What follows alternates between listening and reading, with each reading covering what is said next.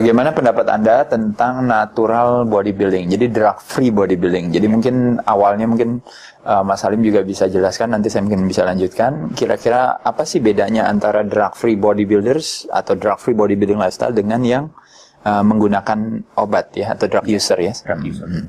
Ya, terima kasih Mas Ade. Untuk saya, goal saya dalam hidup ini tentunya adalah untuk berkarya semaksimal mungkin. Dan untuk itu saya perlu menjaga kesehatan saya. Dengan kesehatan yang optimal berarti saya bisa berkarya dengan optimal juga.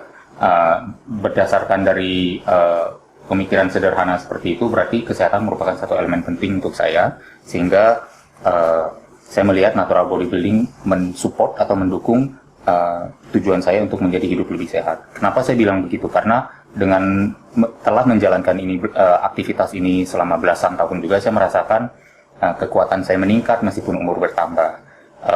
Kesehatan saya juga cukup baik, saya hampir tidak pernah sakit juga, jadi saya mensyukuri itu. Dan ternyata setelah dilihat, saya mencoba misalnya open to everything, katakan dengan ide mengatakan, oke, coba kita mengakses kalau ternyata drug using bodybuilding bisa lebih bagus, kenapa enggak? Bagusnya dari mana dulu? Dengan modal pemikiran bahwa sehat adalah nomor satu. Kemudian saya melihat bahwa ternyata dengan drugs itu kesehatan saya tidak lebih baik, bahkan menurun.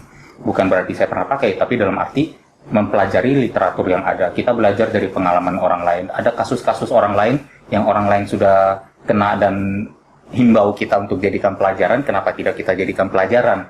Jadi berdasarkan informasi pengetahuan seperti itu, laporan-laporan medis yang masuk, yang saya pelajari dari literatur-literatur klinis juga, fungsi organ menurun, potensi meninggal muda juga tinggi sekali karena banyak sekali bodybuilder dari luar di Indonesia juga memiliki relatif usia yang cukup pendek ya. Kemudian juga tingkat kesehatan yang turun secara overall menyeluruh, dan terakhirnya ternyata gains atau otot yang saya dapatkan, penampilan yang saya dapatkan itu tidak bisa saya pertahankan juga. Ternyata dengan saya resikonya lebih besar daripada benefit yang kita dapatkan. Dengan sudah mengorbankan yang nomor satu ya kesehatan itu, ternyata saya tidak dapatkan apa yang dijanjikan oleh obat itu juga. Jadi buat saya itu bukan arti kata bina raga yang sebenarnya, karena bodybuilding membina raga kita ke tingkat yang lebih baik, dan natural bodybuilding buat saya adalah cara yang tepat untuk menjalankannya.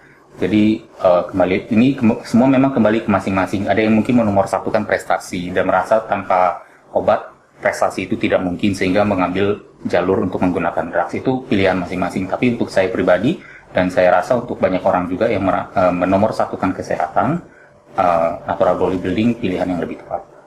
Ya, memang mungkin ada istilah yang mengatakan bahwa sehat bukan yang utama, tapi tanpa sehat yang utama tidak bisa kita raih. Jadi seolah-olah memang pada saat kita sehat masih kita miliki, kadang-kadang kita sewenang-wenang terhadap sehat kita. Makanya kenapa ada istilah yang mengatakan bahwa sehat tidak menarik selagi masih kita miliki, baru menjadi begitu menarik pada saat dia pergi dari kita.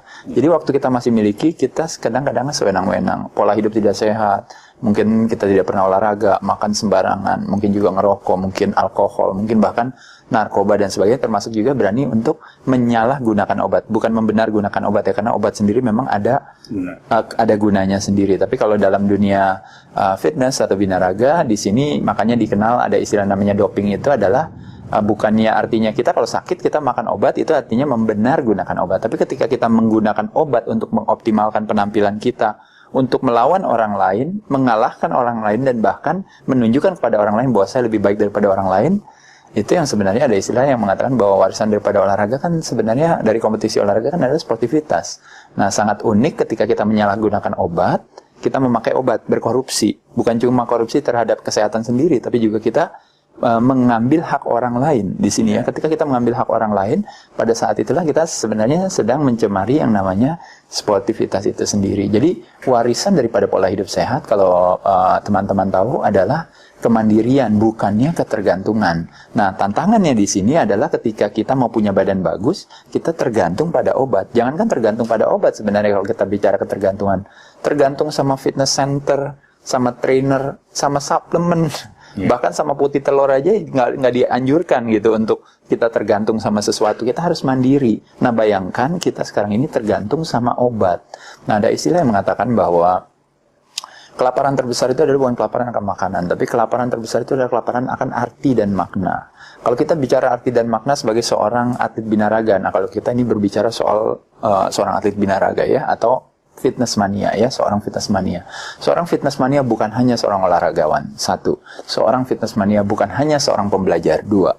Dan fitness mania bukan hanya seorang seniman. Nah, kita masuk ke yang pertama, olahragawan. Seperti tadi yang Mas Salim katakan, mengolah raga kita untuk ke tahap yang lebih baik. Makanya kenapa disebut binaraga ya, atau fitness itu sendiri artinya kebugaran. Jadi kita melakukan aktivitas olahraga untuk meningkatkan kualitas kebaikan kita. Mensana in corpore sano, dalam tubuh yang saya terdapat jiwa yang kuat. Ya, jadi biasanya muscularity supposedly go hand in hand with vitality and health. Artinya otot yang besar, badan yang sehat, badan yang kuat itu harus seiring dengan yang namanya vitalitas dan kesehatan.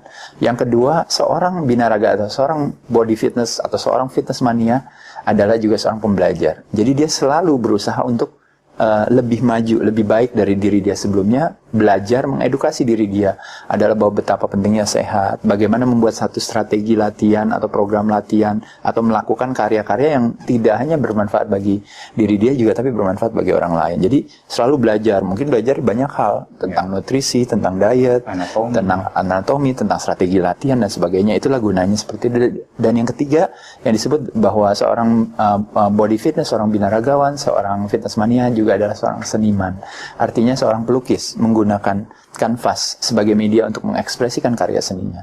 Seorang pematung menggunakan batu dan kayu sebagai media untuk mengekspresikan karya seninya. Seorang binaragawan menggunakan tubuhnya, badannya sebagai media untuk mengekspresikan karya seninya. Makanya kenapa zaman dulu seorang binaragawan disebut sebagai physical kulturis atau budayawan fisik, berbudaya melalui fisiknya. Tapi apa yang terjadi dengan hari ini? Ketimbang kita menjadi seorang artis atau seorang seniman, kita akhirnya menjadi terjadi pergeseran profesi, menjadi seorang farmasis, tukang racik obat. Yaitu adalah ketika bukannya kita belajar bagaimana membuat badan kita sehat dengan penampilan yang baik dan performa yang baik, tapi yang terjadi adalah kita belajar racik obat, cari obat mana yang kita pakai untuk supaya membuat badan kita semakin baik, semakin gede. Akhirnya terjadilah yang namanya pemeliharaan ego itu sendiri. Ya, jadi keinginan anak muda mau punya badan gede, segala hal dihalalkan. Tapi sekali lagi teman-teman sekalian, fitness mania bukannya kita berniat untuk menghakimi atau menjudging ya, atau membuat bilang bahwa atau ngiri, bahkan ya katanya dibilang ngiri, waduh saya mau pakai kan terserah saya, hak saya. Memang betul sekali, tapi kembali lagi pada akhirnya nanti teman-teman akan tahu, ibaratnya obat itu pasti bukan teman kita. Yang teman kita adalah kebenaran yang sesungguhnya, yaitu adalah kesehatan itu sendiri.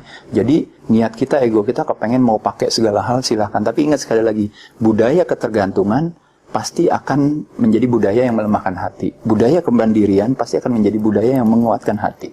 Jadi sekali lagi teman-teman sekalian, ketika kita menyalahgunakan obat, kita pakai obat, apalagi zaman sekarang ya, kalau orang ditanya misalnya, coba dengerin Aderai, mesti dietnya ketat, latihannya keras, gedenya pelan. Pilih mana? Sama yang kedua, dengerin drug user atau drug dealer. Latihannya nyantai, bebas-bebas aja, makannya boleh apa saja, tapi gedenya cepat. Pilih mana? Ya tentu memilih yang opsi yang kedua daripada opsi yang pertama.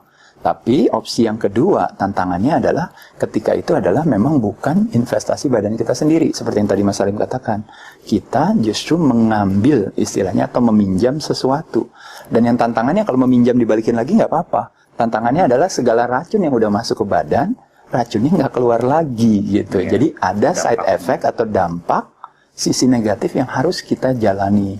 Dan teman-teman juga tahu bahwa sekarang ini sudah banyak sekali korbannya. Bukan cuma korban yang sifatnya korban jiwa, banyak yang meninggal di luar negeri maupun di dalam negeri, tapi juga sekarang banyak sekali lebih kepada kualitas kesehatan, organ tubuhnya yang luar biasa dan sebagainya. Tapi terlepas daripada itu, sekali lagi teman-teman sekalian, arti dan makna kita sebagai seorang seniman, ya, arti dan makna sebagai seorang budayawan fisik, itu semuanya sudah runtuh ketika teman-teman justru menghalalkan segala cara untuk mencapai, bahkan ingin mengalahkan orang lain dan mengatakan bahwa saya lebih baik daripada orang lain. Saya rasa itu adalah satu hal yang mungkin saya mungkin tidak sepaham ya. Terlepas daripada bagi sebagian orang yang kadang-kadang memakai untuk dirinya sendiri, itu mungkin haknya dia. Tapi ketika dia memakai dan dia menempatkan dirinya untuk masuk ke dalam sebuah ajang kompetisi, pada saat itulah dia sebenarnya sudah masuk untuk mengambil hak orang lain. Makanya kenapa ada istilah yang mengatakan adalah bahwa saya berhak mengayuhkan tangan saya sekeras-kerasnya.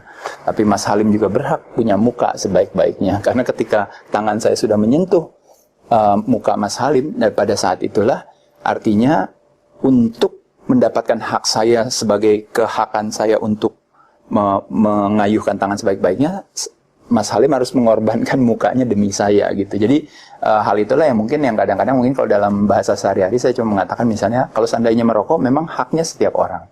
Tapi ketika asapnya kena di orang yang tidak merokok, artinya kita mengambil hak orang yang tidak merokok untuk mendapatkan hak kita. Jadi kalau istilahnya mungkin bahasa Inggrisnya kan I am what I am. It's okay to become who I am as long dalam proses to become who you are, you don't let someone to be suffer atau harus sacrifice untuk kita menjadi to become who I am. Jadi teman-teman ngerti ya maksudnya. Jadi merokoklah pada tempatnya. Kalau seandainya mau pakai drugs silakan pakai. Tapi ketika kamu pakai drugs lalu kamu ikut di dalam sebuah kompetisi pertandingan, pada saat itulah kamu mengambil hak orang lain. Nah sekarang pertanyaan selanjutnya. Pertanyaan selanjutnya adalah bahwa loh kan di pertandingan juga nggak ada drug test kan terserah saya. Nah disitulah mungkin tantangan bagi industri fitness sendiri. Yaitu adalah bahwa memang akan lebih menyenangkan, akan lebih bijaksana, akan lebih sportif ketika setiap pertandingan binaraga, apakah di tanah air maupun di luar negeri, harus diadakan drug test atau tes doping. Makanya kenapa binaraga nggak akan pernah masuk di Olimpiade dan beberapa kegiatan-kegiatan yang resmi, karena tantangannya adalah ketika di situ dibutuhkan satu sportivitas itu, gitu ya. Jadi butuh satu aplikasi drug testing yang luar biasa, dan itu adalah tanggung jawab daripada salah satu badan dunia yang bergerak di bidang penyalahgunaan obat untuk testingnya, yaitu ada World Anti-Doping Agency. Kalau di Indonesia LADI, Lembaga Anti-Doping Indonesia. Nah, salah satu beberapa yang bekerja untuk membantu kinerja kerja LADI yaitu adalah lab-lab doping. Ya, salah satunya yang kita sering bekerja sama ya Mas Salim, yaitu adalah Lab Doping DKI. Membantu tentunya berharap mudah-mudahan nanti di kedepannya nanti terutama institusi olahraga binaraga di Indonesia yaitu adalah PAPSI, mudah-mudahan terbuka pikirannya untuk kalau kita masih ingin menjadikan olahraga binaraga adalah olahraga yang sportif, memberikan kesempatan kepada orang-orang yang kerja keras, yang jujur, yang adil, yang justru yang dikedepankan ketimbang daripada justru yang korupsi malah yang dimenangkan, maka saya rasa tidak ada salahnya bagi PAPSI untuk di kemudian hari ke depannya untuk mulai menerapkan drug testing ya, tes doping di setiap ajang-ajang pertandingannya, apakah yang sifatnya kedaerahan yang kecil bahkan sampai yang lebih besar, apalagi misalnya sudah dalam takaran PON, Porda, ya kejuaraan nasional dan sebagainya. Saya rasa drug test perlu diadakan. Tapi kembali lagi teman-teman sekalian, sehat bukan yang utama, tanpa sehat yang utama tidak bisa diraih. Sekali lagi teman-teman akan tahu ketika kita menyalahgunakan obat, yang akan menanggung sakit dan sebagainya adalah teman-teman sendiri. Jadi ingat sekali lagi, selama kita belum sakit tentu kita akan tertawa-tawa saja dengan hal ini. Tapi ketika sakit sudah datang menghampiri kita, ada istilah yang mengatakan sudah jatuh tertimpa tangga. Rasanya tidak enak, harus bayar lagi. Rasanya yang setengah enak aja suruh bayar ngerasa rugi. Apalagi harus sakit ya. Jadi ketika sakit sesuatunya nggak menyenangkan sekali. Jadi sekali lagi teman-teman sekalian, kita hidup dengan arti dan makna, sportivitas yang utama, dan selalu mandiri. Mungkin kurang lebih kira-kira itu pendapat kita tentang binaraga yang sehat ya. Mens sana in corpore sano, membangun Indonesia sehat dan kuat, nanti jiwanya, perilakunya, masyarakatnya juga baik.